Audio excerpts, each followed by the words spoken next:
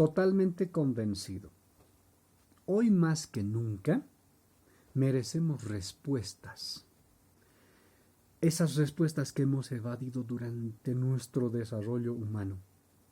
Aquellos conocimientos científico ancestrales. Yo me permitiría describirlo así. Que también fueron las raíces de la misma ciencia, porque la ciencia que nosotros hoy en día conocemos no tuvo pues tampoco un origen mental, un origen exclusivo de la Edad Media, etc. No, y tampoco es exclusivo de un solo tipo de cultura. La ciencia también tuvo sus plagios. El desarrollo de la ciencia, esto que hoy en día nos piden bastante, la argumentación, esto de la autoría, por ejemplo, la ciencia misma olvidó mencionar estos grandes autores que fueron la base fundamental del desarrollo científico contemporáneo actual. ¿Y quiénes fueron estos primeros autores? Nuestros ancestros. Darwin y muchos otros autores. Lo que han hecho es venir a nuestras tierras, estudiar nuestros conocimientos y olvidaron al autor. Y entonces desarrollaron ellos sus conocimientos, como si hubiera salido de sus propias cabezas. Y eso es falso.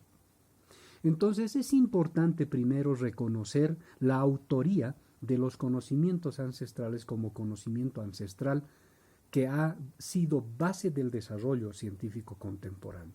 Es más, los nuevos desarrollos científicos y tecnológicos que tenemos hoy en día también tienen su base en los conocimientos ancestrales. Lo que pasa es que los autores olvidan mencionar los autores originales como son el conocimiento ancestral. Esto es una cosa importantísima, porque aquello se había truncado en algún momento de la historia europea, cuando Copérnico había dicho que el Sol no era el centro del universo. Para el año 1514, la ciencia en Europa creía que la Tierra era el centro del universo, por tanto, el hombre era el centro del universo. Cuando esto se develó como una falsedad científica, hay una ruptura que hasta hoy en día ha marcado bastante el desarrollo del pensamiento humano, que es el que la ciencia va por un lado y la religión va por otro lado. Y esto, sin embargo, es otra discusión amplia. Pero esto basta para decir que nuestros ancestros dejaron muchas evidencias sobre cómo restituir el cosmos y el entorno de la vida, devolviendo el ajayo y la camasa a los seres que cohabitamos en este mundo. Ya decíamos, como un ejemplo importantísimo, por ejemplo, es la rotación de los cultivos, para que no exista una sobreproducción hasta la destrucción de la misma naturaleza.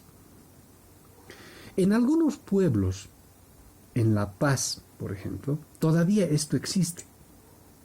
Se deja descansar la tierra, luego se produce en un lado. ¿Cuál es el principio? Es el principio de una madre embarazada. Una madre que se embaraza y luego da a luz, no puede embarazarse al día siguiente. Tiene que esperar si quiere tener otro hijo. Tiene que recuperarse. El cuerpo mismo debe recuperarse. Ese es el concepto de la producción que se manejaba en nuestros ancestros. Esto evitaba que la tierra se degrade por efecto de la misma producción. Esto es algo que hay que recuperar, y esto además va a garantizar no solamente la alimentación para los seres humanos, va a garantizar además el medio de producción. Por otro lado, tenemos que evitar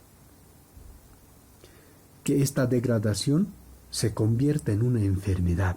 Y a esto hemos llegado, que la producción misma como concepto económico, meramente económico y estadístico, nos ha conducido a que las enfermedades inclusive ya sean artificiales. Esto que hoy en día estamos viviendo es producto de una enfermedad artificial. ¿Por qué? Porque es una enfermedad que tiene su origen también en los laboratorios. O sea, no es una enfermedad producto de un resfrío, por ejemplo. O sea, estás en un ambiente caluroso, hace frío, te da el viento, entonces te resfrías. Podríamos decir que esto es una enfermedad del entorno, que también tiene su cura por el mismo entorno, las frutas, los cítricos, etcétera. ¿No ve? Pero cuando estamos hablando de enfermedades artificiales que son producto en este tiempo, ya la cura también se vuelve compleja, ¿no es cierto?